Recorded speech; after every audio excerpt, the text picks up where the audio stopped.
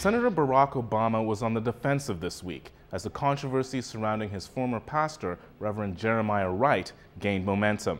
The presidential hopeful gave a speech on racial issues in America. Senior news editor Paul Jay spoke to Professor of Theology Dwight Hopkins, a member of the Trinity United Church of Christ in Chicago, where Reverend Jeremiah Wright was a pastor. So, Professor Hopkins, there's been a tremendous, to use Barack Obama's words, firestorm in relation to Reverend Wright's comments. I thought it would be good just to look at these words and we can discuss what he said with a little bit less of the emotion of the day. We bombed Hiroshima, we bombed Nagasaki, and we nuked far more than the thousands in New York and the Pentagon, and we never batted an eye. We've supported state terrorism against the Palestinians and black South Africans, and now we're indignant because the stuff we've done overseas is now brought right back into our own front yards.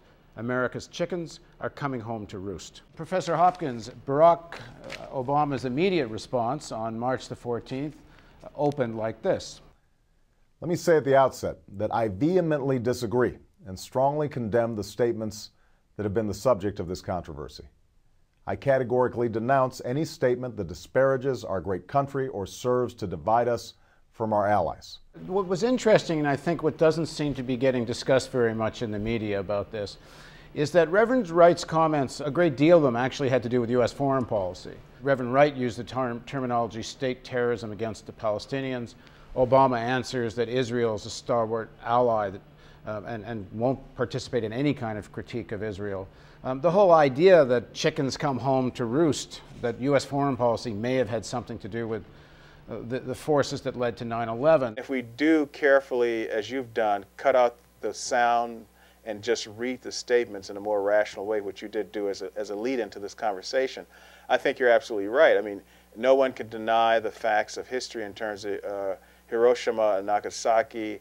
No one can deny that the U.S. government was a major supporter of apartheid in South Africa. In fact, you know, unfortunately, Vice President Dick Cheney now earlier had called Nelson Mandela one of the top terrorists in the world at that time.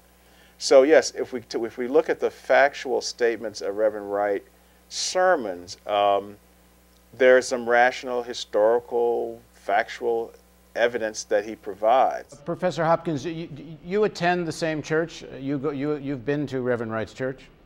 I've been a member for 12 years. What's the response, do you think, of the congregation to this whole controversy, but more specifically to Obama's fairly stinging critique of Reverend Wright? I think when ABC released these 30 seconds of Wright's sermons, a lot of people in the church were hurt because of the firestorm that the media unleashed, the mainstream media in the United States, that is. And then I think there was some sort of blah, let down, or feeling injured. But by Sunday, people were in church, you know, packed to the rafters. Both overfloor sections were full to the max. And people were dancing and singing and said that, you know, we will speak out and we will embrace both our pastor and our favorite son. But I think the issue here is that a lot of people feel that Obama is part of the extended family. And if anything, they feel that there's a racial attack against Obama that's not warranted. But Obama's distancing himself from Reverend Wright used very strong language. Was there no offense taken by members of the congregation? I think there might have been some confusion on some members of the congregation with his statement that he released on Friday afternoon Chicago time. But I think that his speech did something which he hadn't done. He spoke clearly to why black people are angry. Why was Dr. Wright's sermon so animated and so intense? And Obama had never spoken to the material conditions, the reality of many African Americans who deal with issues that many white brothers and sisters may not deal with. So I think people could exhale and say, wow, okay, he finally got it, he finally laid it out. He can disagree with what we think in terms of Reverend Wright's snippets of sermons, but at least he heard that this is what black people deal with. Let me quote a piece written by a Reverend Samuel B. McKinney, who's a pastor in Seattle, Washington, If I understand correctly, he emailed this to you, and you forwarded it to the press. And here's what Reverend McKinney wrote.